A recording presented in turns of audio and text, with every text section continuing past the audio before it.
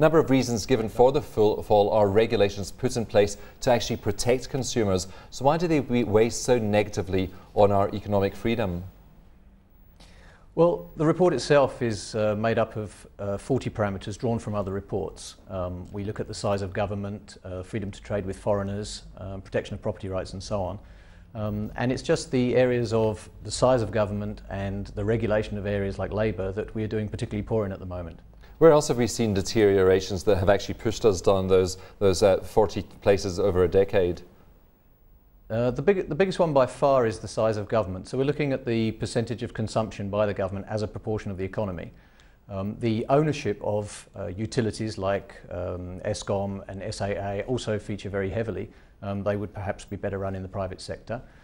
And then particularly poorly is labour law, where the hiring and firing practices, collective bargaining and minimum wage rules, we score very poorly, ranking around the 120 mark.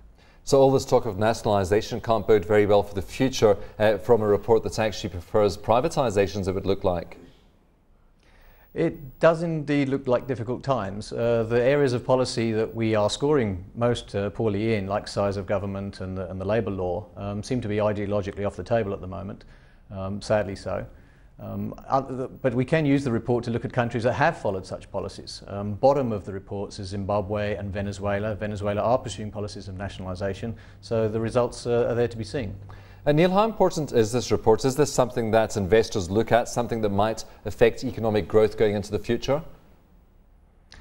I think so. It's very well respected as an academic report. It draws upon numbers that are publicly available. It ideologically ranks those variables, so it will say that on a scale of 1 to 10, a higher government consumption is worse than lower government consumption. But what you're interested in is whether those numbers correlate with things that we are interested in, like health and education and wealth. And the numbers would seem to predict that the freer your economy, the healthier and wealthier you will be. Of course, the report also points out that increased economic freedom leads to lower unemployment. How so? I think just in terms of the dynamism of the market will contribute to the vibrancy of that employment. So the particular study in this year's report is one in Denmark, and where they liberated their markets, they saw significant gains in employment. Security of property rights, that's something that's also brought up in the report, and of course it'd be interesting to know when the survey was completed, because we've seen a number of issues around the mining industry with prospecting rights being granted over existing rights. Was that something that was taken into consideration in this report? I don't think so. These numbers only go up to 2008, so these are published reports that are working backwards from there. Certainly that will affect numbers going forward, and these sort of variables are ones that are watched by international reports, so it will affect our rankings. Of course, failure to lift exchange controls also counting against us and also helping to maintain the rand's strength, and that's weighing on competitiveness. Would this be a good time perhaps to relax those exchange controls even further, perhaps do away with them altogether, given the rand's current strength?